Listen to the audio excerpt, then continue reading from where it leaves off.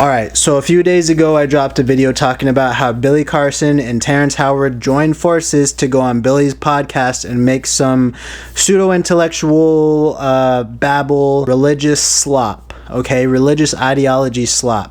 Since then, it seems like our boy Billy has gotten himself into a little bit of hot water though. So after that last video I made, I then saw this video by this guy Anton Wisbisky. Anton had some inside information with Billy because apparently he was close to him. He described him as a liar, scammer, and fraud because he would often take money for people after asking them for help, but then didn't really come up with sufficient receipts for where that money was spent, just vague videos of where all the money kind of got allocated to. I'm over here at the Cheesecake Factory with my man. How you doing, Miguel? What's up, Miguel? Man, we just dropped off some supplies here. Hope you guys can see. Miguel, tell these people how we getting this stuff into Puerto Rico, man. Well, different ways though. We have Fresh Point, they're helping us out. They have a plane goes out once a week to Puerto Rico, so they'll be, taking as much as they can. And then we also have some charter jets. The pilots are kind enough to load up whatever we can in their planes when the planes are empty to Puerto Rico as well. So, with accommodation between the private jets plus Fresh Point, we'll get as much stuff as possible down to Puerto Rico. Hey, appreciate it, man. The people appreciate it, man. Thank you so much. No problem. And we're gonna bring back some more goods. All right, sounds Thanks, good. man. Yes, thank you. All right, cool. I'm at the back door of Cheesecake Factory, man. We're gonna be bringing back some more stuff. All right, so that was Miguel. He's the manager. And they got the charter flights. So I've been working all day, and we loaded up the whole warehouse back there. They have no more space. We loaded up a front office, a side office, and this back mop room with stuff. So now I'm sweating like a pig out here. Y'all got me doing manual labor, but it's all love, man. So something suspicious about this clip is that he claims they loaded up, multiple rooms and whatnot, but where's the truck? Like where he has a car, but it's not a big truck. Like it's just a normal car. Like where did you take these supplies? Like where are the other people helping you? Like there's no way you unloaded, even let's say it wasn't, like obviously it wasn't the full 50 grand. Let's say it was even 10 grand. I mean, a pallet of water is like $500. So like you loaded that into your car? I just have so many questions about this.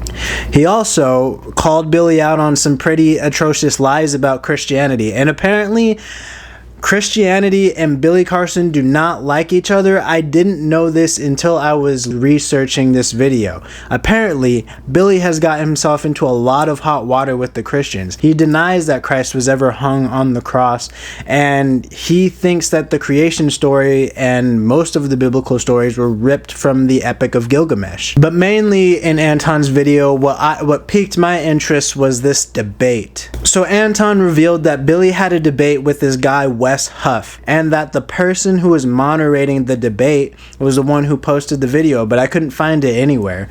I even looked up the guy's YouTube info and I still couldn't find it anywhere.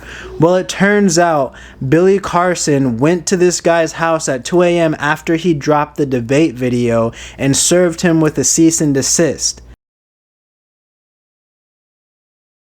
This debate was so bad, Billy Carson didn't want anybody to have that footage, and he didn't want anybody to post this stuff. So I was intrigued then. I was like, so Billy doesn't want this video out there. He must have done really bad. And I was so right. He did terrible. And the only reason I know about it is because I saw some other channels posting little tidbits of the debate, and I'll post some here. I misquoted there. It's the Gospel of Barnabas. Jesus wasn't crucified in that Bible. I've actually worked with, there are two manuscripts of the Gospel of Barnabas, which we only have 2 copies of. One is in Italian and one is in Spanish. Not to be confused with either the Epistle of Barnabas or the Acts of Barnabas, which are 2 apocryphal documents from the 2nd century. But the Gospel of Barnabas in particular, we know it's a forgery. In chapter 92, it says that Jesus spent 40 days on Mount Sinai, and then he came to the Jordan River and he walked to Jerusalem. But Mount Sinai is more than a week's journey away from Jerusalem. It shows no actual indication of coming from or even having knowledge of first century Jewish understanding. It actually says Jesus is the Christ, but not the Messiah. Whoever the author is, he didn't know that those were the same words. The Gospel of Barnabas paraphrases Dante's Inferno, which was written in 1314. We don't have any evidence of it prior to the 14th century. So I'm a historian. Yep. So if there is something that denies the crucifixion, I want to make sure that I'm analyzing it and that the methodology by which I analyze it actually reveals that the content can be accurately tied to the event. We have single copies of the Gospels that can be dated to the 2nd century that all do have the crucifixion. I have a facsimile behind me of P66. This is a late 2nd century copy of the Gospel of John. I work with this particular manuscript. This is an almost complete copy of the Gospel of John, and it has the crucifixion. And so if we're relying on something like the Gospel of Barnabas, which is not just that there's debate about it, it's that it's a known forgery. I mean, no one's referring to the Gospel of Barnabas as anything other than... If you say it's a known forgery in but I'm going to go with that. Wes Huff destroyed Billy, and he debunked a lot of the lies that Billy was spitting. Billy literally didn't fact check anything. He just went out there and told blatant lies for funsies, I guess. I don't really know what the reason was. Maybe he just has this distrust of Christianity, because apparently he grew up as a Christian, and maybe this is his turning on Christianity kind of point, or whatever it is. But Wes Huff, who is a religious scholar, actually fact-checked Billy and checked him and made sure Billy knew that he was just making up bullshit, or that his facts were incorrect. And Billy was getting facts wrong that a simple Google search would have just fixed. Like, if he would have just Google searched stuff, he would have got out of this. But he just didn't do any research. He just wanted to pique people's interest and start this cult-like following. I mean, at this point, Billy Carson has started this kind of cult-like, almost its own religion with these characters and people and the history. Billy Carson claims that the story of Genesis is the same as the Epic of Gilgamesh, and it's just not. He claims that Christ was not nailed to the cross because of this cyanide Bible, but that isn't true. It just isn't true. And we have to look at the facts here, and if he doesn't want to believe that, Christ was nailed on the cross, that's his right to do so. I don't really think that's going to make him popular with the Christians, but I guess that doesn't matter if that's what he wants to believe. But to claim that there's factual evidence that happened is just flat out wrong. And for a lot of people, I know that I saw a lot of people going, I can't believe people fell for Billy's ploy. And a lot of people did fall for Billy's ploy. He had some wild takes. And since then, Wes Huff has now posted the whole debate unedited to his own channel. So you can go watch it and check it out right now and see it from start to finish. I have not seen the whole debate from start to finish, but I've seen most of it. So I'm going to go finish watching that and check the rest of that out. And maybe I'll make another video after I get done just reviewing the whole debate or something. But you can go see that debate right now. And Billy didn't want any of this to get out. So what happened after they had that debate was Billy comes with all these excuses now. After the debate ended, Billy gets on camera and he says, oh, it was rigged. I was ambushed. I wasn't ready. I didn't know that I was going to be talking. I just wanted to see my friend. I just wanted to go to my friend's house. I just didn't know that this was going to happen.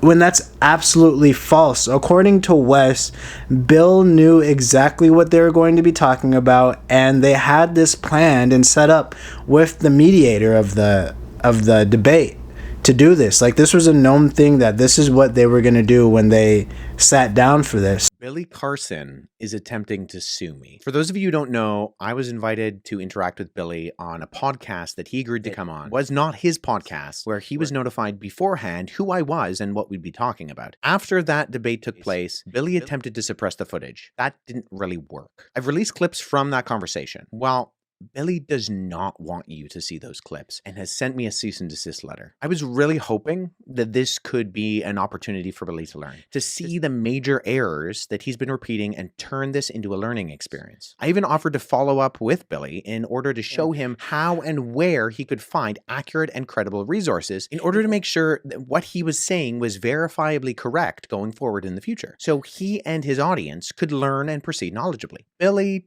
did not agree. But unfortunately for Billy, agreeing to a debate losing that debate and feeling embarrassed about that loss does not constitute legitimate grounds to litigate. Billy, I will agree to all the terms and conditions of the cease and desist letter that you have sent me if you agree to run it back, sit down with me in person, and have another discussion. This is my formal response.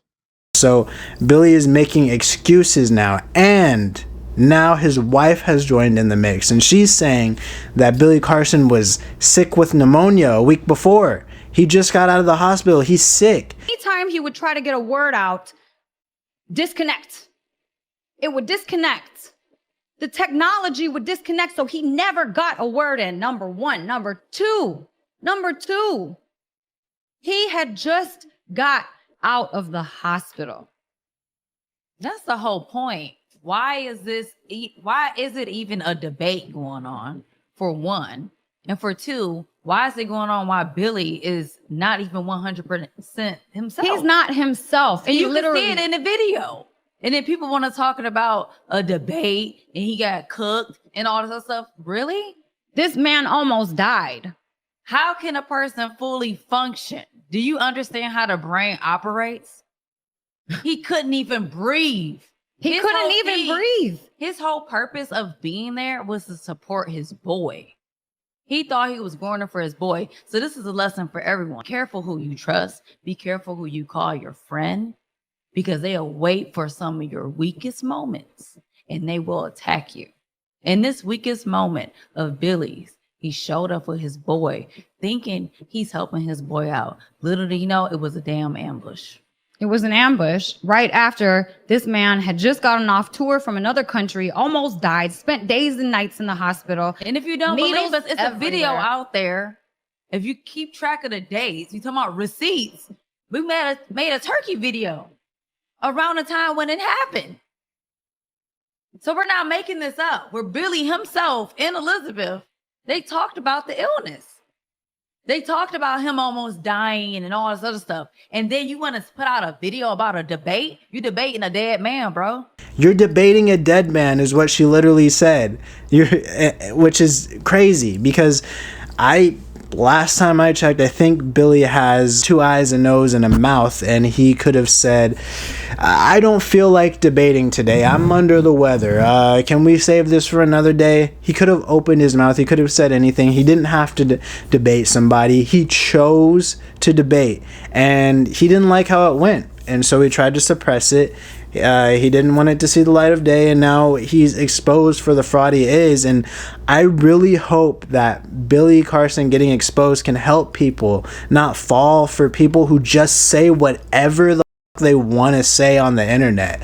Like, we have to have people have some credibility to what they're saying. You just can't come out here and say anything. You're gonna get caught, all right? And you're gonna end up like Billy Carson. So if anybody takes anything out of this video, it's just, I hope that you didn't fall for this Billy Carson scam and you didn't give this guy any money. And if you did, I'm sorry, but I hope you see the light now, and I hope everybody can just stay away from these larger than life figures who just make up bullshit, and people can do their own research or think that, you know, this person is trying to manipulate me because he is literally talking about spiritual stuff. When people talk about spiritual stuff, it's very culty, and it's very it can get a lot of people energized and rejuvenated, and get them a large cult-like following too. So we just have to keep that in mind. This is just a little quick short video that I wanted to update you guys about, because